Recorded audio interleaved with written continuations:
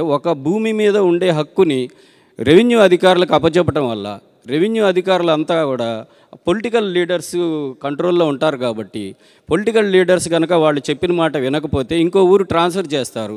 ఒక జడ్జికి ఉండే అధికారాలు, న్యాయమూర్తికి ఉండే అధికారాలు, తీర్పుల్ని పక్కన పెట్టి ఒక రెవెన్యూ అధికారులకి ఆ అధికారం మొత్తం అప్పచెప్తే ఎలా నష్టపోతారు?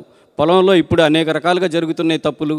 పట్టాదారు పాస్ పుస్తకాలు కంప్యూటర్లో ఎక్కించేటప్పుడు పట్టాదారు పాస్ పుస్తకంలో 2 ఎకరాలు ఉంటుంది, వాళ్ళు రికార్డులో ఎక్కించేటప్పుడు ఏమన్నా 1.5 ఎకరమే ఎక్కిరిస్తారు.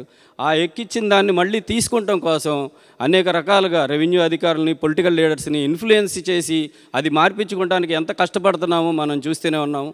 మరి అలా కష్టపడేటప్పుడు అదే అధికారికి కూడా ఈ టైటిల్ రిజిస్టర్ ఒకటి మెయింటైన్ చేయమని ఇచ్చి వాళ్ళకే అధికారాలు ఇచ్చి అప్పీల్ అధికారాలు కూడా వాళ్ళకే ఇస్తే సామాన్య మానవుడు, భూమి ఉన్న ప్రతి ఒక్కళ్ళు నష్టపోతారు అని ఈ చట్టంలో ఉన్న నష్టాలన్నిటినీ ప్రజలకి చెప్పి ఈ చట్టాన్ని రద్దు చేయమని కోరుతున్నాం.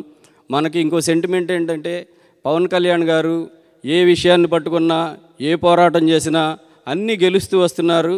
ఏ గవర్నమెంట్ ఉన్నా కూడా ఆయన ఒకటి పట్టుకుంటే ఒక తీర్మానం కానీ, ఒక ఉద్యమం కానీ, ఆ ఉద్యమాన్ని చివరి దాకా తీసుకెళ్తారు. ఈ మధ్యలోనే రిజల్ట్ కూడా ఏ గవర్నమెంట్ ఉన్నా వస్తుంది. అలాంటి సెంటిమెంట్తో మేము కూడా మీకు కలిసి మా న్యాయవాదుల తరఫున, అందరి తరఫున ఈ భూ హక్కు చట్టాన్ని రద్దు చేయమని కోరుతూ ఒక వినతి పత్రం కూడా ఇద్దాం అనుకుంటున్నాం సార్. ఆ ఉద్దేశంతో వచ్చాం. మీరు మా వినతి పత్రాన్ని పరిశీలించి ఆ భూ హక్కు చట్టాన్ని రద్దు చేయించడానికి మాకు సహకరించవలసిందిగా కోరుతున్నాం. మీ మద్దతు కావాలని మేము ఇంత దూరం వచ్చాం sir. Thank you very much.